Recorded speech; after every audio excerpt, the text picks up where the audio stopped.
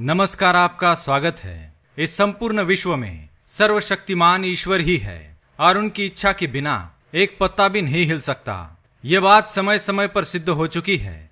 ईश्वर प्रत्यक्ष रूप से भले ही दिखाई ना दे, लेकिन अप्रत्यक्ष रूप से वह इस संसार के कण कण में बसा हुआ है। यह बात भी सत्य है कि हम में से कुछ लोग बहुत भाग्यशाली होते हैं, क्योंकि उन पर ईश्वर की विशेष कृपा होती है और कुछ ऐसी शक्तियां उनके आसपास हमेशा विद्यमान होती है जो हर समय उन्हें सही मार्ग दिखाती है और हर मुश्किल में सहायता करती है। यही नहीं, ये ईश्वरीय शक्तियां कुछ ऐसे व्यक्तियों को चुनती है जो खुद भी सही मार्ग पर चलकर दूसरे लोगों का भी सही मार्गदर्शन कर सके और उनकी सहायता कर सके।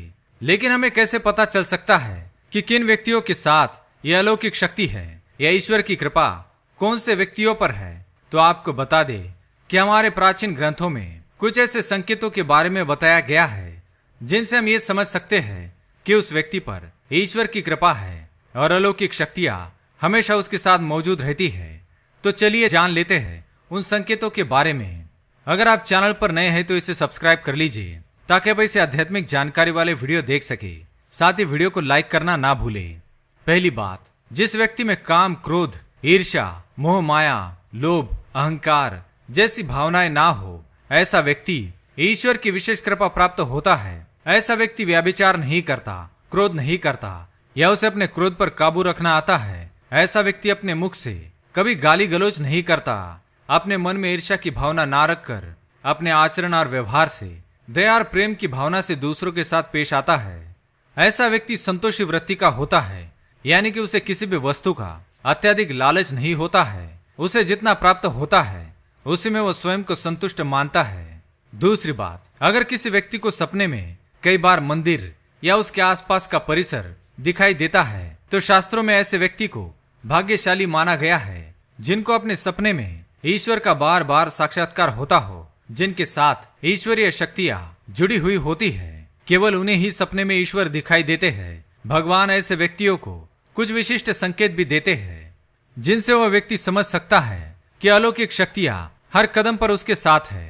तीसरी बात, जो व्यक्ति अपने दैनिक कार्यों से बचा हुआ समय ईश्वर की भक्ति, आराधना और नामस्मरण में व्यतीत करता है और ईश्वर को ही सत्य मानते हुए उनकी अनुभूति करने में समर्थ होता है, वास्तव में उस व्यक्ति के आसपास एक ईश्वरीय शक्तियों का पवित्र घेरा होता है जिसके कारण उसे ईश्वर का आभास होता रहता है।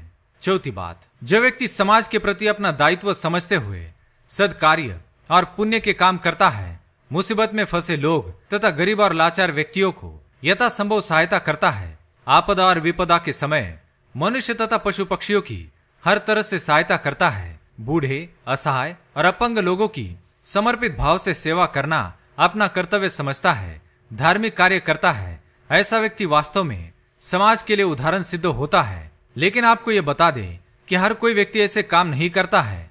जिस व्यक्ति के ऊपर भगवान की विशेष कृपा होती है उसी व्यक्ति के अंदर ऐसे गुण उत्पन्न होते हैं।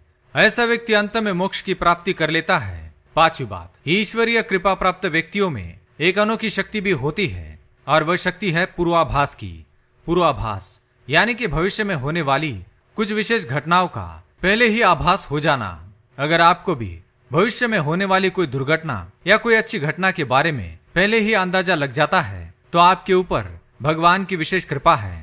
छठी बात, कुछ लोगों को हमेशा अपने आसपास एक विशिष्ट प्रकार की सुगंध का अनुभव होता है। हमेशा सुगंधित फूल, धूप, अगरबत्ती या कपूर जैसी पवित्र सुगंध का झोंका सा हवा में तैरता हुआ महसूस होता है तो यह उसके आसपास ईश्वर की उपस्थिति का संकेत है और देवी देवताओं का आशीर्वाद उस व्यक्ति पर होता है। सातवीं बात, ईश्वर का समय यानी कि ब्रह्म मुहूर्त, जो कि सुबह 3:30 बजे से लेकर 5:30 या 6 बजे तक का समय होता है, हमारे शास्त्रों में इस समय को बहुत ही महत्वपूर्ण माना जाता है। ब्रह्म मुहूर्त को देवताओं का समय माना गया है क्योंकि इस समय वातावरण में एक अनोखी और सकारात्मक ऊर्जा का संचार होता है। यदि किसी व्यक्ति की नींद प्रतिदिन ब्रह्म मुहूर्त में अपने आप ही खुल जाती है और वह व्यक्ति अत्यंत प्रसन्न चित्त से अपने नित्य कर्म से निवृत्त होकर ईश्वर की आराधना करता है और उगते हुए सूर्य को अर्घ्य देता है, तो ऐसा व्यक्ति निश्चित रूप से ईश्वर की इच्छा के अनुसार ही ऐसा करता है। उसे ऐसा करने के लिए ईश्वरीय शक्तियां प्रवृत्त करती है, यानी कि ऐसे व्यक्ति पर भगवान की कृपा बनी हुई है।